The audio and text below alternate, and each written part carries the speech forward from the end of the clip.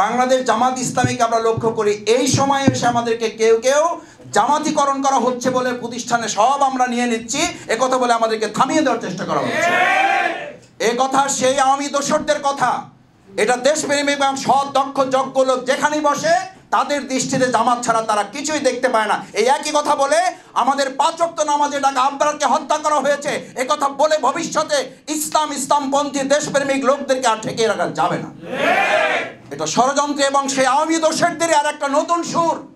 বাংলাদেশ জামাত ইসলামীকে বিগত 16 বছর লাঞ্ছনা, অপমান, নির্যাতন, নিপীড়ন করে আমাদেরকে শেষ সীমায় পৌঁছাতে চেয়েছিল। আল্লাহ তাআলা চেয়েছেন তাদেরকে শেষ করবেন, আমাদেরকে উপরে নিয়ে যাবেন। আলহামদুলিল্লাহ, আল্লাহ তাআলা সেই মিরাজেরই একটা অংশ। ইসলামের সাথে যদি কেউ সম্পৃক্ত থাকে তাহলে দুনিয়ার কেউ আপনার সাথে না থাকলেও আল্লাহ তাআলা যেদিকে চান তার মর্যাদা তার থেকে কেউ ছিনিয়ে নিতে পারে না। মিরাজ হচ্ছে তার সবচেয়ে বড় প্রমাণ। সম্মানিত ভাই এবং বন্ধুগণ, শেষ কথা হচ্ছে রাসূল করিম সাল্লাল্লাহু আলাইহি ওয়াসাল্লাম যখন মিরাজ থেকে ফিরে এসেছেন, হাতিমে কাবায় বসে তিনি তখন ভাবছেন যে আমি এই যে মিরাজ সংগঠিত হয়েছে এই কথা যদি এখন কাউকে বলি তাহলে এই কথা বলার মধ্য দিয়ে কেউ আমাকে হয়তো পাগল বলবে, কেউ জাদুকর বলবে, কেউ গণক বলবে, কিন্তু কথাটা তো সত্য, এটা তো বলতে হবে।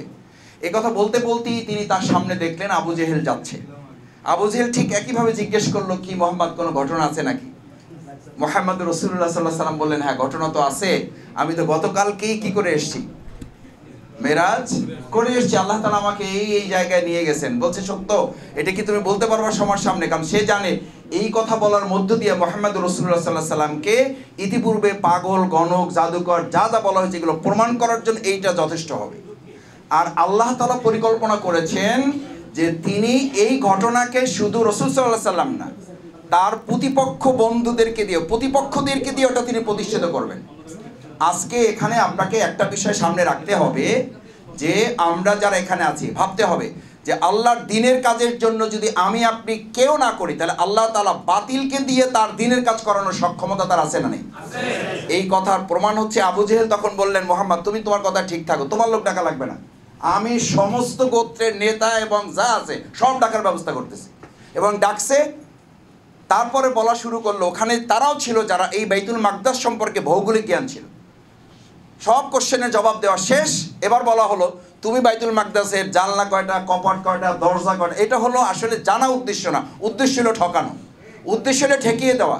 বাংলাদেশ জামাত ইসলামীকে আমরা লক্ষ্য করি, এই সময়ে এসে আমাদেরকে কেউ কেউ জামাতিকরণ করা হচ্ছে বলে প্রতিষ্ঠানে সব আমরা নিয়ে নিচ্ছি একথা বলে আমাদেরকে থামিয়ে দেওয়ার চেষ্টা করা হচ্ছে।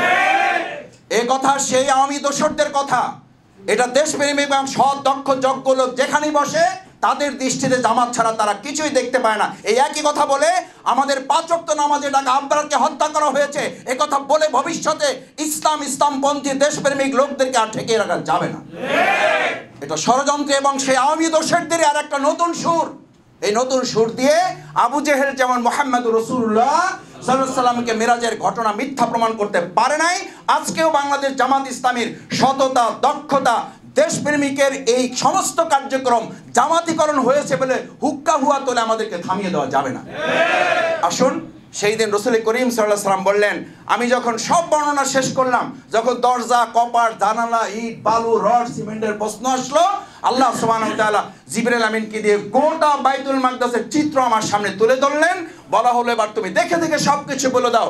আল্লাহ তাআলা যদি দুনিয়ার মানুষের, ইসলামপন্থীদের, আল্লাহওয়ালা মানুষদের পক্ষে থাকেন, সততার পক্ষে থাকেন, দুনিয়ার সবাই মিলেও আমাদেরকে ঠেকাতে পারবে না ইনশাআল্লাহ। মেরাজ হচ্ছে সেই শিক্ষা। আসুন সেই শিক্ষায় আমরা উদ্দীপ্ত হই।